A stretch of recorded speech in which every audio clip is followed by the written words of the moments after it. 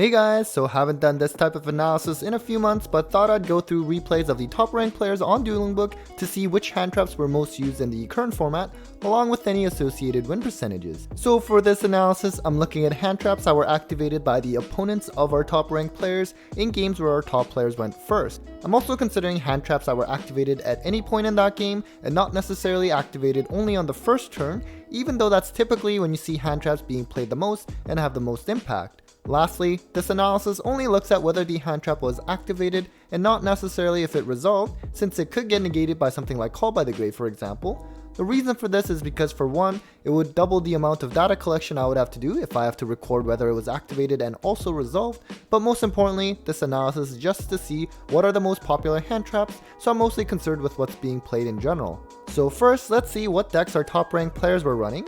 I could only do top 10 players because I do have to go through a ton of replays in detail, which is very time consuming. Anyways, you see that most of the games included involve Fluwandereeze surprisingly, which is much different than the breakdown you saw from my monthly meta-analysis that I posted recently. Then we had some games involving Eldritch, Dinos, Prank Kids, and also Brave Rose Dragon, which seems to be a growing trend. And then we have Sky Striker and Sword Soul surprisingly being pretty low among the top 10 ranked players, and finally some other decks such as Dragon Link and some Dragoon Necro Valley control deck. Overall, in the games where our top ranked players went first, they won 73% of these games. Now keep in mind that since I'm looking at hand traps played against these decks piloted by our top players, the hand traps we see can be influenced by the distribution of the decks included in this analysis. For example, since we have a lot of Fluwandereeze played by our top ranked players included in this video, we may be more likely to see Lancea being activated compared to what's actually seen in overall online play. Anyways, to break down the most common hand traps that were activated against our top ranked players, as usual we do have Ash Blossom at number 1, the most generic hand trap of them all, so not surprising to see this at 1. Then we have Impermanent Veiler, both providing monster effect negation. And then we have Ghost Ogre, which we haven't seen it being popular in quite some time, but now with the Brave token engine, this card is seeing quite a lot of play, and the card can be useful against Fluwandereeze in their field spell, as well as having some use against Sword Soul as well. And then we have Lancea, another card that's going to be popular in this format with all of the banishing from decks like Fluwandereeze, but even Sword Soul in Virtual World. Next is Nibiru, which I think has fallen off lately, especially with the Brave engine being so popular, and they can spit out an Omni Negate with Griffin before they go to 5-summon. We then have Gamma, which has been a pretty good staple hand trap for a while, followed by Droll, which may have fallen off now that Drytron got hit on the recent ban list, as well as Tribrigade Lyrilisk being hit as well. And then we have Dimension Shifter, which is a hand trap that only certain decks can play, but if they can, it is definitely a turn ender and is one of the best hand traps out there. DD Crow is also here, which can be good against something like Sky Striker. Ghost Spell saw a bit of play as well, which hasn't seen play for a few formats now, whereas it used to be really popular when decks like Virtual World, Drytron, and Eldritch were tier 1. Lastly, Phantasme was activated just once, not the greatest card at the moment since some of the most played decks like Eldritch and Fluwandereeze won't link summon really, and Sword Soul sometimes don't link summon at all either in their opening play depending on their hand. Didn't see any Token Collector being activated, and while there weren't many Sword Soul games included, there still were other decks that would still put up tokens through Brave Engine, although perhaps not worth playing Token Collector for that. If you look at the amount of hand traps our top ranked players had to play through, you see that over half of their games when they went first, they played against at least one hand trap. If you look at the top ranked players' win percentages based on the number of hand traps faced, you see that if the opponent didn't activate any hand traps, our top players won 80% of those games when they went first. If they did face one hand trap, that win percentage dipped to 72% and further dipped to 55% if the opponent activated 2 hand traps. Interestingly, our top players' win percentage was higher if the opponent activated at least 3 hand traps against them.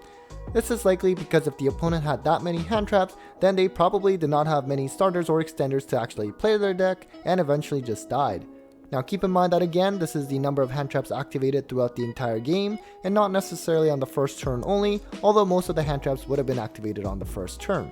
And finally, let's cover some win percentages based on when a specific hand trap was activated versus not, but as usual a big disclaimer that these analyses are exploratory only, so interpret the numbers with caution as we are dealing with very small sample sizes and win percentages are dictated by something much more than just hand traps. So first we have Ash Blossom, and we saw earlier that if the opponent did not activate any hand traps, then our top ranked players won 80% of the games when they went first. Now if the opponent activated at least one hand trap against their top players, but it did not include Ash, then our top players won just 63% of their games. However, if our top players had to face an Ash, either by itself or along with any other hand trap, then their win percentage was actually higher at 73%. So our top players did better if they faced Ash compared to any other hand trap, but again, we can't necessarily interpret it that way because there's a lot of other factors in play in a game that's not being taken into account here.